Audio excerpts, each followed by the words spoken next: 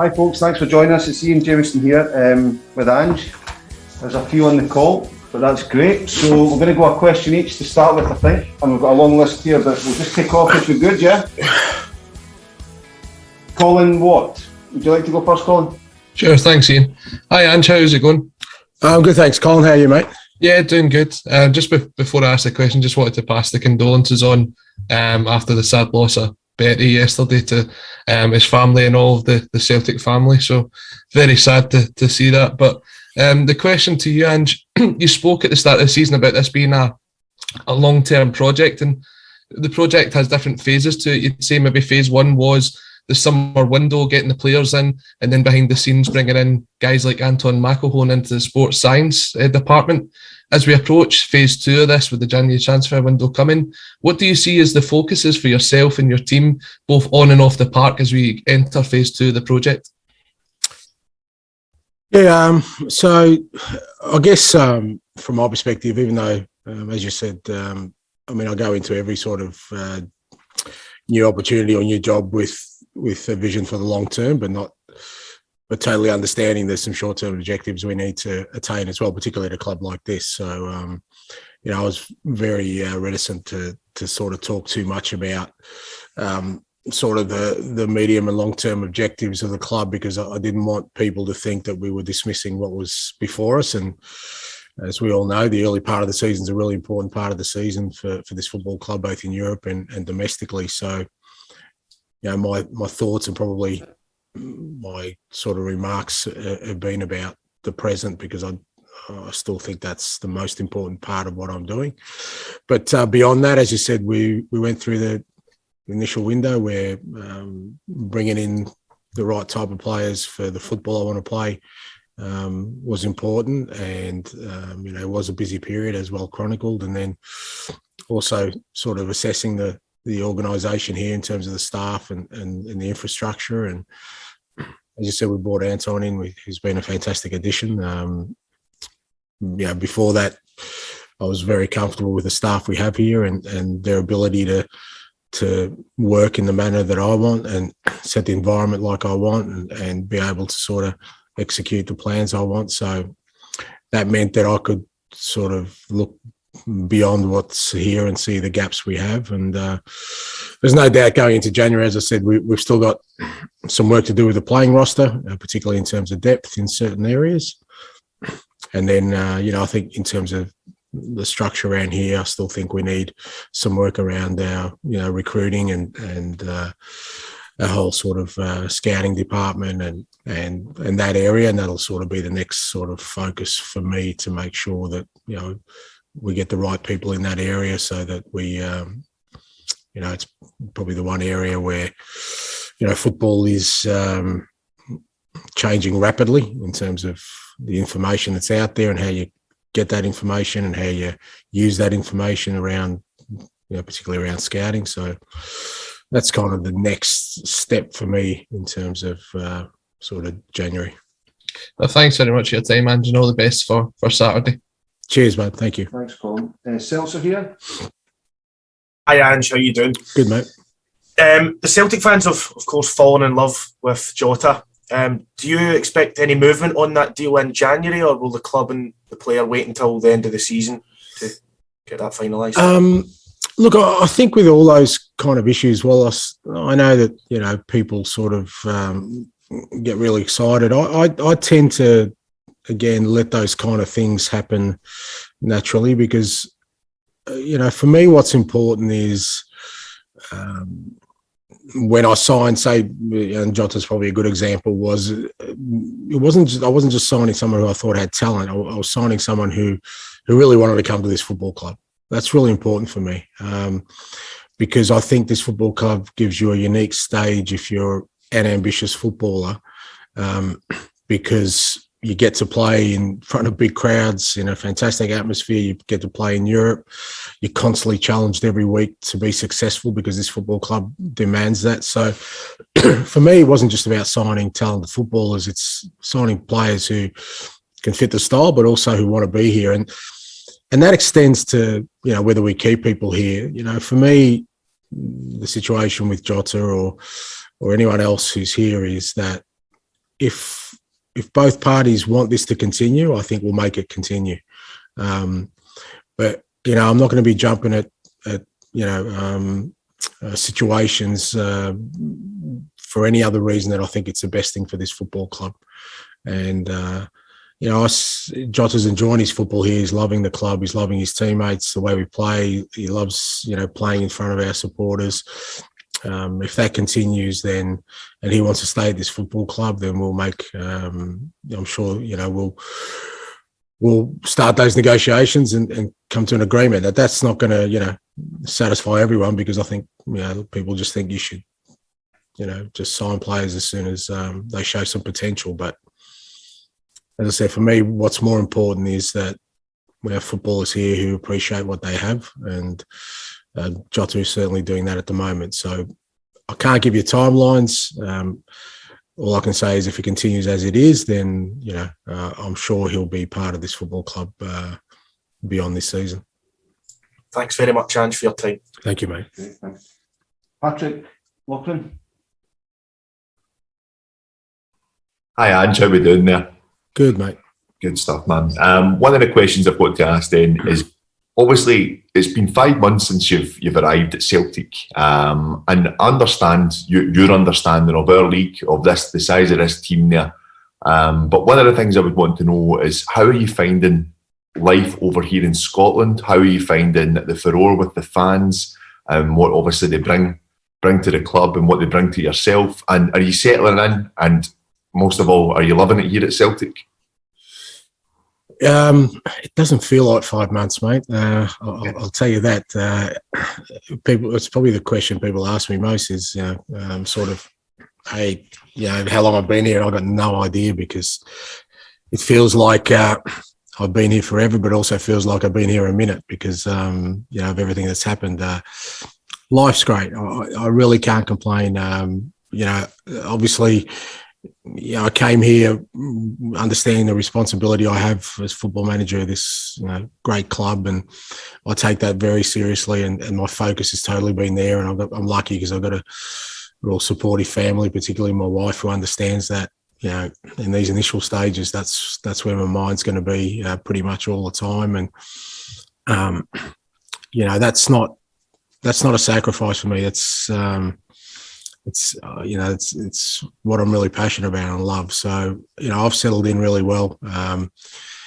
The fans, the football club, everyone at the football club have embraced me from day one, which has been equally sort of humbling as it has been exciting for me, because I know that I have not yet sort of probably earned the support I'm getting, because we haven't achieved anything yet, which again is a great incentive for me to give back and try and bring success to this football club. And generally life, it's great. As I said, my wife and my kids have settled really well. People have been really good to me, just in the general public.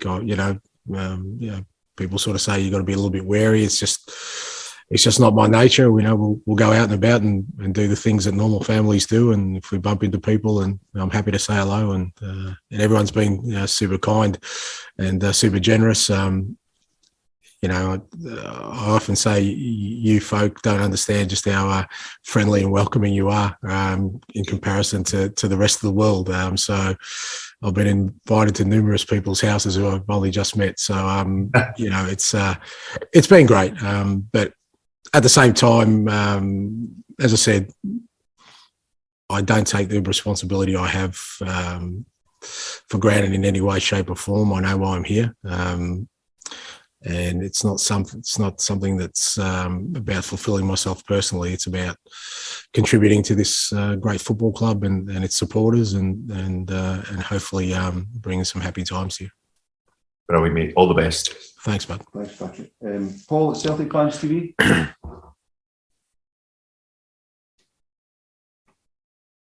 Hello, Paul. We'll come back. Danny at 4. Danny. Yeah, good afternoon, and thanks for your time. Pleasure, mate. Ange, question from me really is, it's clear that momentum's been building over the last period of weeks. A really tough run of fixtures that feels like we've come out in a really good place. I think what's been clear is a real togetherness. The players, the management and the fans, certainly the last number of away games that I've been at, I'm really starting to see that come through. And you hear a lot about in football how important that is, that the fans and the players and the management team have got that connection and that togetherness. But from your perspective, why is that important? How does that help? Oh, look, it's essential. You can't have success without it. People sort of talk about it in many different forms. They'll talk about it, the sort of team spirit or a culture, but unless you're a total unified force as a football club, it's very hard to have success because you're kind of then relying on so many factors from an individual perspective that for it all to come together, it becomes insurmountable. We know how challenging it is to have success anyway, but being unified was essential for me. And I guess the key for me was we had, 12 new players arrive in a dressing room, quite significant personalities and characters had left the dressing room. So, you kind of know there's going to be some, trepidation there amongst the players as to how quickly they gel and they get to know one another. Same with the staff. I mean, I guess I walked in on my own without, additional staff, but they still had to get to know me. And obviously I'm in a significant position here, and I'm sure that they sort of tread warily around me, all the staff, until they got to know me. So we had to do all that quickly. And then I think what's been pleasing is that players and staff have embraced that challenge of trying to gel as quickly as possible. It's hard when you've been thrown together as strangers to do that, but there's been a common purpose there. And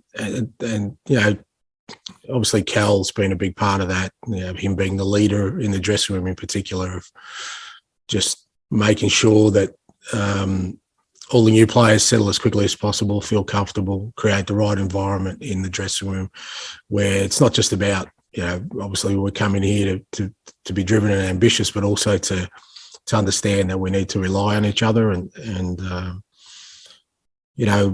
we've brought in some more senior players, Joe Hart, and even guys like Nero, Biton and Tommy Rogic, who have been here a while.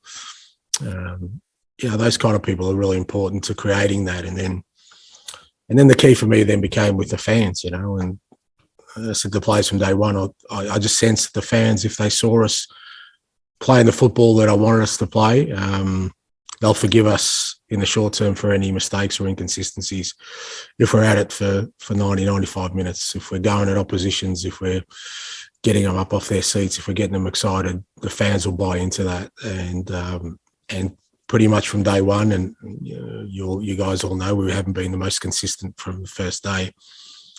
What has been consistent is that the supporters have been right behind the team, and that's great because the boys are feeding off that. I know they are. They're looking forward to every game, home and away, knowing that the support's right behind them, and that energy can drive them on. So hugely important. Again, it's still in the early stages, something we need to grow, and it's a challenging thing because I don't want players to become comfortable here either. It's making them understand, as you said, we've been through a really good period, but it means absolutely nothing if we go flat again. We got to drive on and be better in this period than we were in the last. And that's my job, to make sure that I can drive everyone in this organisation to reach their potential.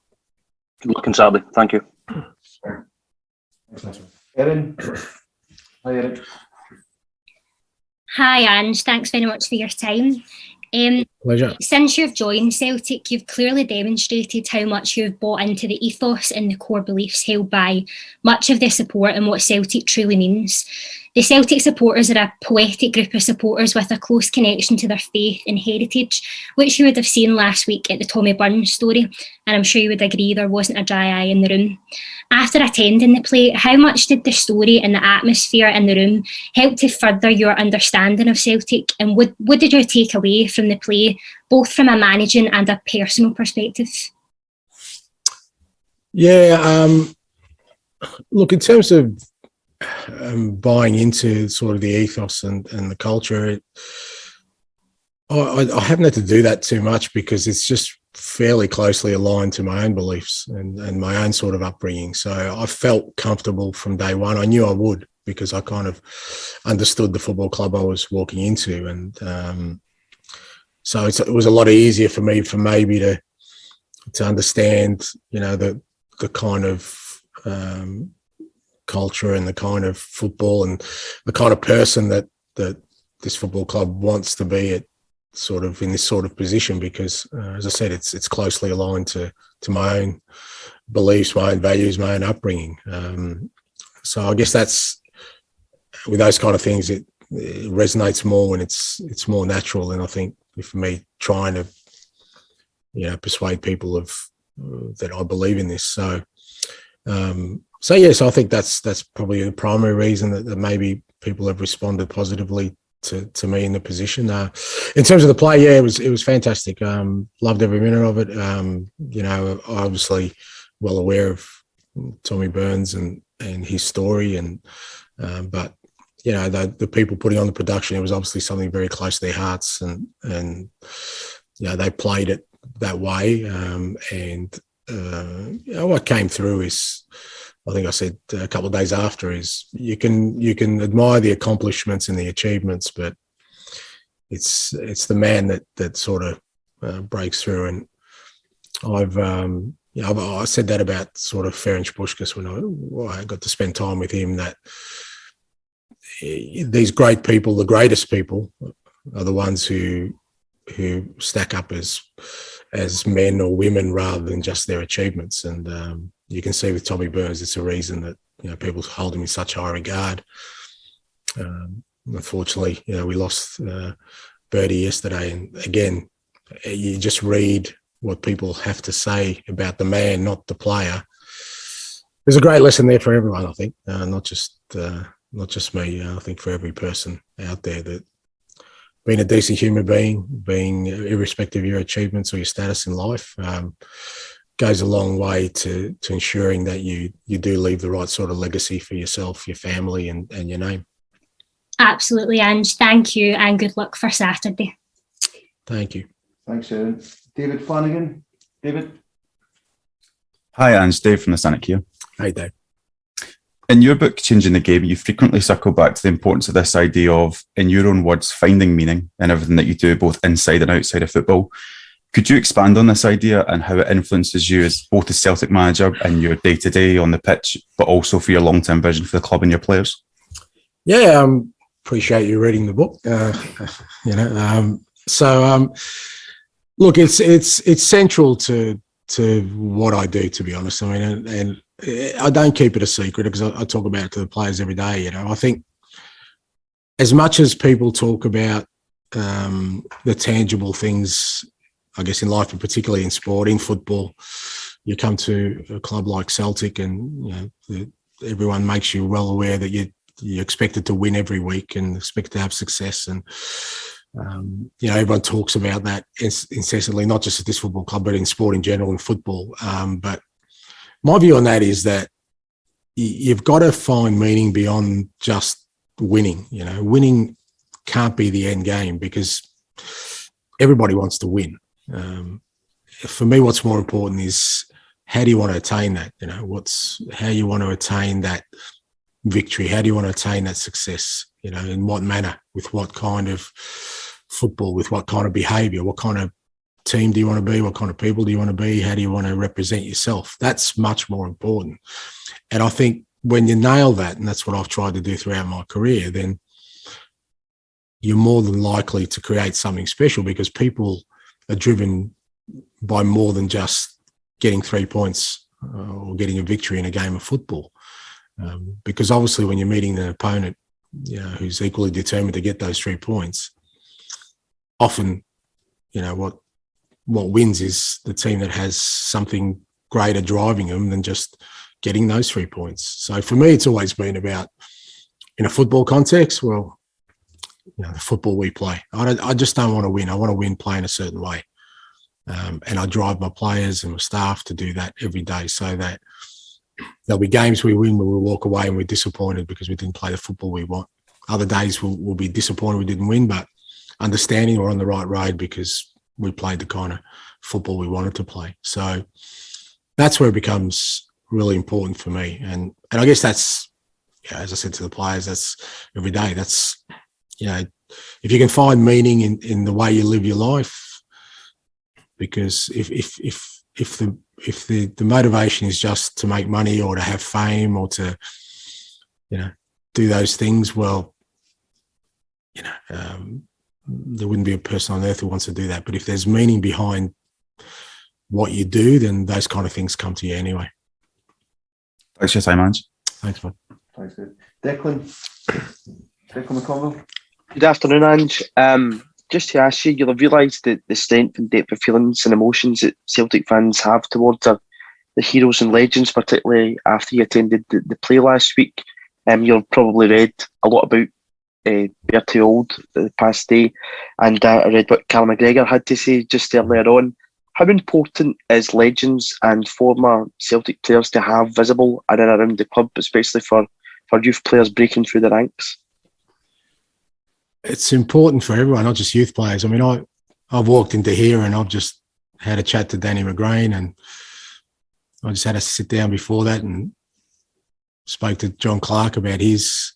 I mean, it's, I pinch myself sometimes because I'll bump into these guys and, you kind of realise, again, what a privileged position we're in. So it's not just for the youth players, it's for every person, every player that comes, every staff member that comes through here that,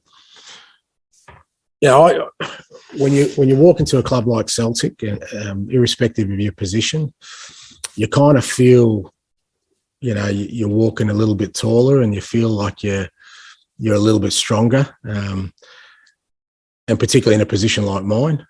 But that doesn't come from what I bring to it. That comes from the fact that I'm coming to it, standing on the shoulders of giants. You're in an elevated position because of the people that have come before you and created this.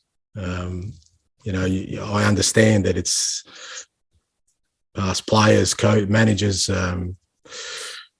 supporters, the founders of this football club that create what it is here today. And you walk out in front of 60,000 at Celtic Park. I didn't create that. We didn't create that. The ones who are here now. What we can do is try to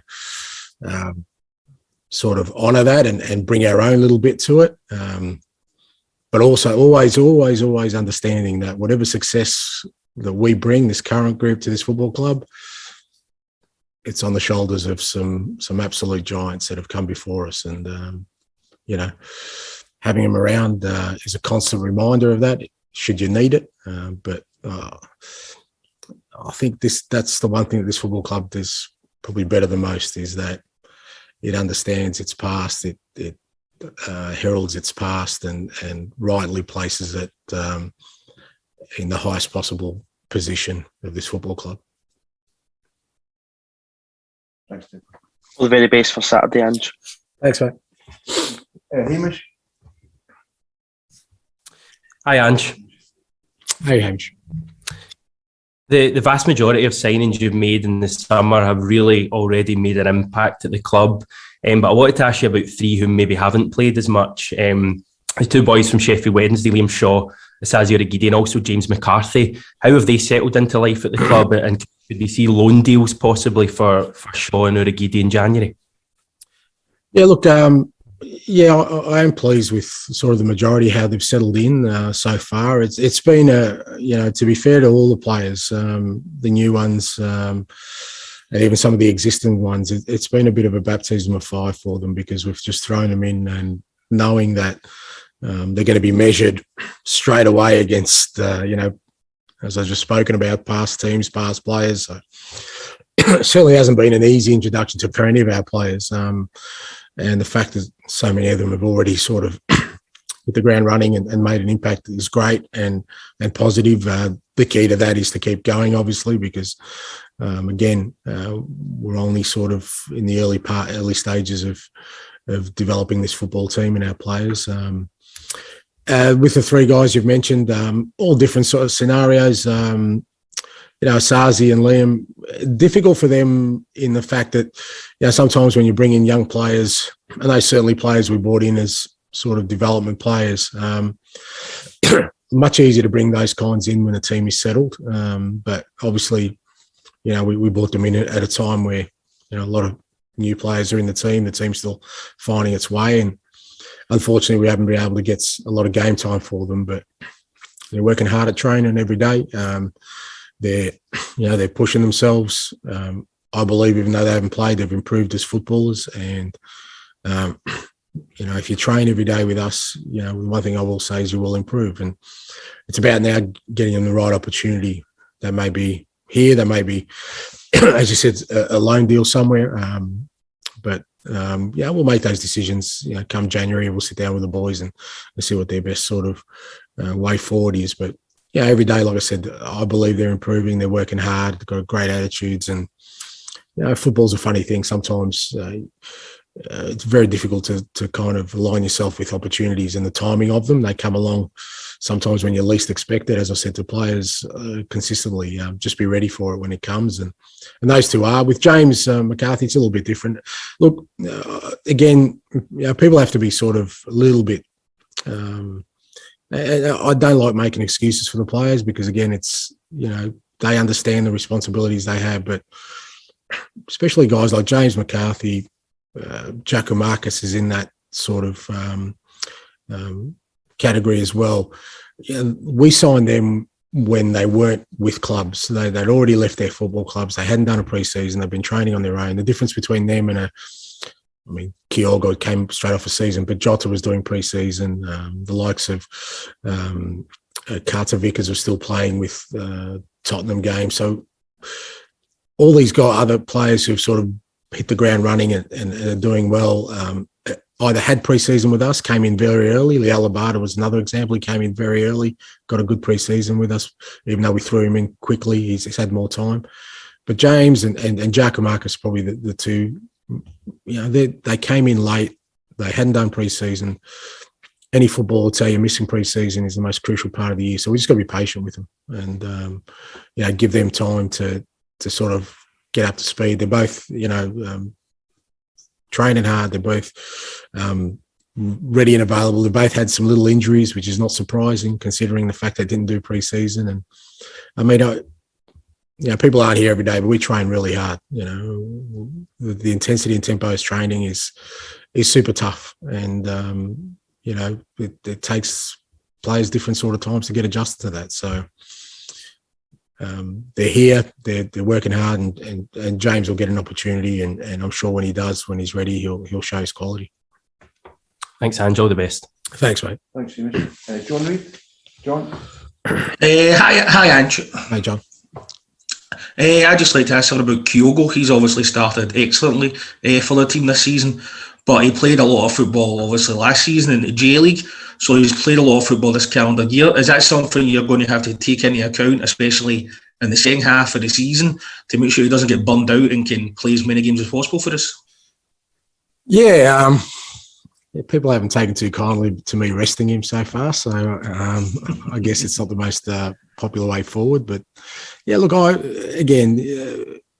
as I've always said, I understand that there's this sort of urgency to do certain things, but I'm a pretty methodical kind of guy. There's science behind everything we try and do, and I listen to the guys who are working in the medical teams, in the sports science department, my coaches, the people who spend time. And there are times we need to just be really mindful of, these guys aren't robots. If we want them performing at the highest possible levels, then we've got to be making sure we look after them from a physical and even a sort of psychological perspective. Because as you said, Kyogo, I think he's second top goal scorer still in Japan. I mean, he played a hell of a lot of games there, and he's had international games. We know he's had an injury. He's come back here. So now you wouldn't know it talking to him because he wants to play all the time. He wants to train all the time. He's constantly smiling, but we've got to look beyond that because he's not just here for 3 or 4 months. We want him here for for a long time and establishing himself as a fantastic player for this football club. So yeah, we're not just with him, with all our players, we're constantly monitoring them. I think the fact that we have a mid-season break is going to be helpful to us, particularly for someone like Kyogo. I think with a bit of luck, we'll get him through to that period without missing too much football. And then, there's a good time for us to give him a bit of a spell, which it'd be the normal time for him. That's the end of the J-League season as well. So he'd be looking for a bit of time off. So, but with all these decisions, sometimes, as I said, I think people probably get a little bit frustrated or disappointed when we make those decisions. I make those decisions, but I don't always get them right. But I'm always making sure that I'm using every bit of information I have before making them, and using every bit of knowledge I have. So they're not made, they're not made without any other thought than what I think's best for the player and the club. Thanks, Ange. Good luck on Saturday. Thanks, bud. Thanks, John. David Falls, David. Hi, Ange. How are you? I'm good, Dave. Can I ask you for a comparison between Japanese football and Scottish football after you've been here for a number of months now, in terms of the culture, the way the games are reported, the standard of football? For instance, could you see a player from the Scottish League being transferred and being a success in the J-League? Yeah, look, some similarities, a lot of differences, a lot of cultural differences, just different countries. I lived there, with my family for almost 4 years. We loved our time in Japan. It's a different kind of, as I said, culture, a different kind of environment. But again, people very, very respectful and embraced us in Japan, but different to here. I didn't get invited to people's houses in Japan when I met them, but they were equally as welcoming in different ways. So, but both in terms of the football, I enjoyed my experience in Japan. The technical level of the game there is great. The crowds are great. We were averaging 35, 40,000 pre-COVID at Yokohama, and they get right into it. They sing their songs. Again, it's different because in comparison, their football clubs are maybe 30 years in existence. They don't have the history, they don't have the culture, they don't have the stories that we're talking about here.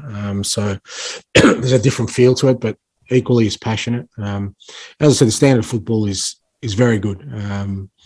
They've got some quality, both Japanese players and foreigners, that keep the standard high. It's a bigger league. There's obviously, I think there was 20 teams this year, but it's an 18-team league usually, and very, very competitive for the most part. I can see, I definitely can see, Scottish players, but they'd have to be the best Scottish players to go over there and make an impact, because the general level of Japanese players is very high. So when they bring imports in, they expect them to be of the highest possible quality. So it's not an easy league for foreigners to go into, to be fair. But aside from that, I like I said, I enjoyed my time. In the case of how it's reported, you've got a lot more pundits here, let me tell you, and a lot of more pundits who are ex-players of clubs. So I do. That's certainly very, very different from the way it gets reported in Japan, and it's, I guess for me, it's entertaining at the moment, because it's kind of new to me after the 4 years of a relatively reserved media back in Japan to what we're getting here. But as I said, it's all part of the fun, and I'm enjoying it. But as an experience for me, it was priceless. It's what I love about football. I love, you can go to a different country, different culture, and they still love football as much as anyone else, as people here. And I love that that common thread of the passion for this game is throughout the world. Thanks, Ange. Thanks, David. Thanks, Dave. Scott McCrory. Scott. Well, Ange. Hey, Scott. First off, hope you and yours are all well, and thanks for taking the time to speak to us. Pleasure. David's question is actually a nice wee segue into mine, to be honest. Ange, so you played and you managed to a pretty high level in and a continent that is often looked down upon by Europeans to their detriment. And in bearing in mind, and I hope you don't mind me saying this, I think you're proving you've got an eye for a player. So with that in mind, do you believe there's any nations or league that are basically untapped and could and maybe should be looked at in the future for European clubs and more importantly Celtic? Yeah, no, I guess, obviously the majority of my football sort of career and life has been on the other side of the world. And, I've seen football grow in that region, particularly in Asia, particularly over the last sort of 15, 20 years. And I think it's kind of snuck up a little bit on the world. I think you see it in football in general. I mean, you even look at the qualifiers, the World Cup qualifiers now, and you'll see nations all of a sudden competing for World Cup spots that, 20 years ago we used to sort of dismiss as minnows of the world. And very few countries like that exist here in Europe. And I think particularly European clubs are taking notice of that. But I still think there's a little bit of a blind spot when it comes to Asia. There's some top quality players already from Japan and probably South Korea, the two biggest nations, who are already fantastic talents that have proven themselves at the highest possible level. And there's definitely more there. I know it. I've lived it. The technical level of the players from that side of the world, their discipline, the way they sort of think about their football careers, they're very, very focused. I think what they've maybe lacked in the past, in Asian players in particular, is that sometimes they've been wary of taking that leap across the world, the other side of the world, into the unknown in terms of culture, in terms of these kind of things. And as more and more Japanese players and South Korean in particular players have made it here, I think that's encouraged them that they can make that leap and feel confident about it. Iran's another nation that's got some fantastic footballers. So, look, I don't want to say too much because I want to sort of corner the market ourselves. So I don't want to give too much away, but there's definitely talent, and I think you'll see more and more of it sort of filtering through to clubs on this side of the world. And I'll even see, I think you'll even see it in terms of world football, world football context, when you see some of these nations at World Cups, they'll start improving their results, and more and more people will take notice for sure. Outstanding. Thank you very Thanks, much, Scott. Ryan Fitzsimmons. Ryan. Hi, Ange. Pleasure to You too, mate. The last 5 years at Hampden has been incredibly successful for Celtic, winning multiple trophies. So how excited are you to manage at Hampden for the first time, given the chance to as well secure your first cup final with the club? Yeah, super excited. Looking forward to it. As you said, this football club's been a regular participant and visitor to Hampden in recent years, and everyone tells me it's a fantastic experience. So looking forward to it tremendously, and I'm sure the players are, because again we've got the majority of our players will be their first time experiencing it as well. So we understanding it's a massive game for us in terms of the context of the season. We've done well to get us to this stage. I guess that was my sort of, not concern, but my biggest focus in the early part of the year was that I didn't want our inconsistency to cost us down the line, whether that was in Europe or in the cup or even in the league. That I knew we'd be up and down in the early parts because of having so many new players playing a different way, me being the new manager.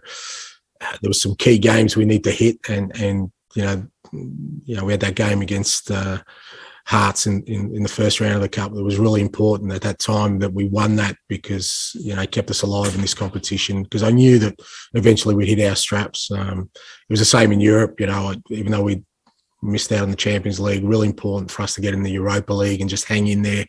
And we've done that. And the same in the league. We obviously, we dropped a couple of games early on, which you don't want to happen, but for me, I kind of knew that was going to be our challenge. So the fact we kept ourselves alive in all those things, and now, hopefully we're definitely more settled, and we're playing, fairly consistently now.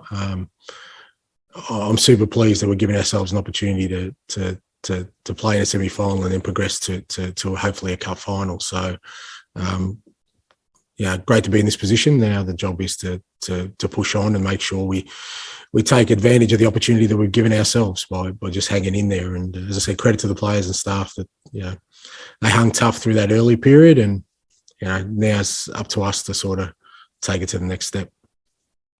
Thanks very much, Ange. Best of luck. Thank you, mate.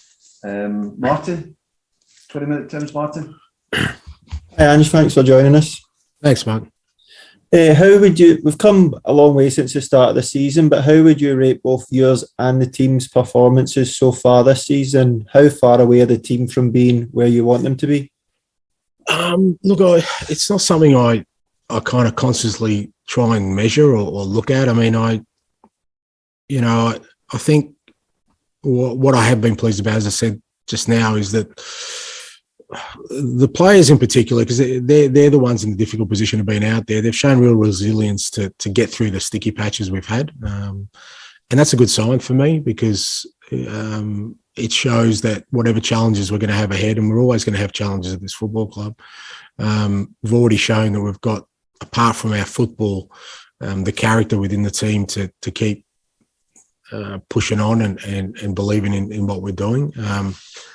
As you said, we've improved a lot. We to be fair, we started at a fairly low base because we were a brand new team. And but at some point, it's not now, and it might not be for another 20 years when I'm sitting on the beach with Ian somewhere in Mykonos. That even those, I look back at those two Michelin games, and the fact that we hung in there for so long in those two games, considering the majority of our signs hadn't even come to the club yet. We've thrown a lot of young guys in. We lost in extra time, and Michelin a lot more settled than we were. It wasn't that I thought there was a gap in the quality. They were just some good signs for me that we're up for a fight as a football club and as a team, and we've grown since then. So, how far along are we?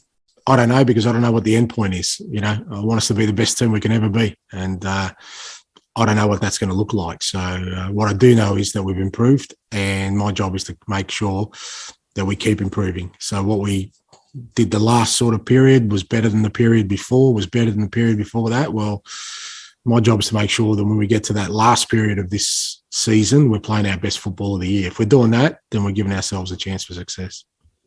Thanks, mate. Best of luck. Good on you, mate. Thanks, Martin. I think finally we're going to go to Celtic Fans TV again, if we can. Yeah. Paul, Hi, Ange. Sorry, I got the wrong name. Paul, sorry. G'day, mate. You've talked a bit about recruitment already today, but aside from technical ability, what are the key qualities that you look for in a player when judging whether they'll be a good fit for you and for Celtic? Look, for me, a big part of it is sort of, and it's hard because it's very hard to measure when you're talking about scouting players, is just their character and their motivation, what it is. The way we play our football is not easy. You're asking, goalkeepers to play out from the back all the time. You're asking centre backs that, you're going to get between 60 and 80 passes a game. You play in other teams, you might get 20 or 30, and most of the time you just knocking it long. I'm asking fullbacks to go into areas where, they've probably never been their whole lives. So midfielders to think a bit differently, strikers to work out. So there's a real big expectation on guys who are prepared to do beyond what the conventional is. So, as I said, it's hard to measure and hard to distinguish sometimes, but all the players we've signed, I have conversations with, and I'll just try and see if I can pick up something in them that says to me that they're going to embrace what we're about. Because to be fair, like I said, there's a lot of talented footballers in the world, and sometimes the differences between them are super marginal, and for me, what then becomes important is what kind of person they are. Are they going to embrace what I want from them that probably no one's ever asked of them before as footballers and as people more than anything? Because it takes courage, it takes character, it takes so many of those human qualities that got nothing to do with their ability as footballers to play the kind of football that, you know, I want them to play, and I hope can be successful for this football club. So that's the key bit. And I think for the most part, like I said, we've got it right in terms of I've seen players, and not just with the ones who were brought in, but even the existing players, you know, guys like Tony and Cal and Turnbull, Tommy Rogic, these guys, they still have this burning desire to improve as footballers and take on the new information that we're giving them and about the way we want to play. So if it's just on their technical abilities, I could get, you know, a fantastic centre-back who just not interested in playing out from the back. That makes it impossible for me. It's, you know, square pegs, round holes, all that sort of stuff. So that's the bit I look for. Like I said, it's not an exact science, and I don't always get it right. But for me, it's a key sort of component of the people we bring to the football club. Thanks, Ange. All the best. Thanks, mate. Thanks, Paul. I think that's us, folks. Everyone's had a turn. If not, please shout. All good. Ange, thanks for your time. Thanks, guys. Again, Thanks, Ange. All the best. Take care. All the best.